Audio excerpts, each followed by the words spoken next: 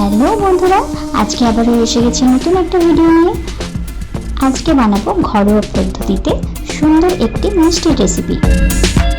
এখানে আমি একটি কড়াইয়ে নিয়ে নিচ্ছি 500 ml মতো দুধ। এটাকে আমি কন্টিনিউ নাড়াতে থাকবো যাতে কড়াইয়ের নিচে লেগে না যায়। এবার আমি নিয়ে নেব 2 চামচ মতো লেবুর রস, যাতে দুধ থেকে ছানা হয়ে যায়।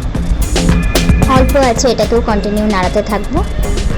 দিয়ে দিচ্ছি পরিমাণ মতো চিনি। চিনিটা আপনারা নিজেদের পছন্দসই ব্যবহার করতে পারেন।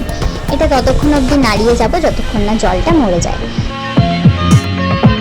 এবার একটি পাত্রে অল্প ঘি নিয়ে তার উপরে আমি তৈরি হওয়া ছানাটা রেখে দিচ্ছি চেপে চেপে।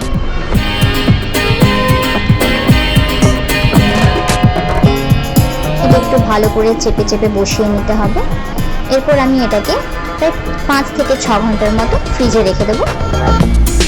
5 থেকে 6 ঘন্টা পর আমি এটাকে একটা পাত্রের মধ্যে উল্টে নিচ্ছি। দেখুন কি সুন্দর চাপচাপ ভাবে বসে গেছে।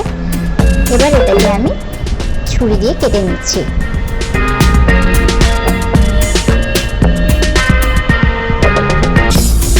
গার্নিশ করার জন্য আপনারা এখানে আরও অনেক কিছু ইউজ করতে পারেন। আমি এখানে ইউজ করেছি কাঠবাদাম।